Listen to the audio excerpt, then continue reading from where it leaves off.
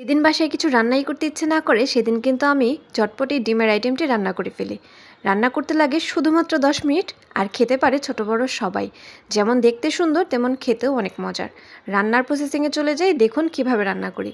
তেল দিয়ে দিয়েছি, ফ্রাই প্যানে গরম হয়ে গেলে দিলাম পেঁয়াজ কুচিয়ে, তারপর দিয়ে দেবো তেজপাতা, এলাচ, দারুচিনি, আদা রসুনের পেস্ট, 1 চামচ লবণ, 1 চামচ মরিচের গুঁড়া, 1 চামচ হলুদের গুঁড়া আর 1 চামচ ধনিয়া আর জিরের গুঁড়া।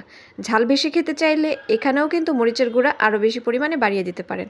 সব কিছু দিয়ে তারপর মশলাগুলোকে একটু ভালোভাবে কষিয়ে নেব। কষানো হয়ে গিয়েছে, এখন দিয়ে দিব টমেটো কুচি, কাঁচামরিচ। টমেটো এটা কিন্তু অপশনাল, আপনারা চাইলে দিতে পারেন আর না চাইলে নাও দিতে পারেন। টমেটো ছাড়া আমার একদমই চলে না, তাই আমি টমেটো অ্যাড করে নিলাম। টমেটো দিয়ে খুব ভালোভাবে নেড়েচেড়ে কষিয়ে নিলাম। একদম যখন টমেটোটা মশলার সাথে মিশে এসেছে, দেখতেই পাচ্ছেন কত সুন্দর হয়েছে। এখন অ্যাড করে দিব 2টা ডিম।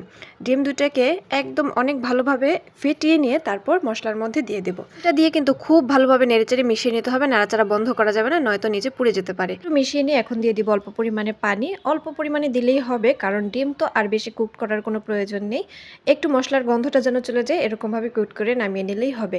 ঢাকনা দিয়ে ঢেকে পানিটা একটু শুকিয়ে নেব, তারপর পানিটা শুকিয়ে এলে নেড়েচেড়ে নামিয়ে নিলেই কিন্তু আমার আজকের মজাদার ডিম রেসিপি একদম তৈরি।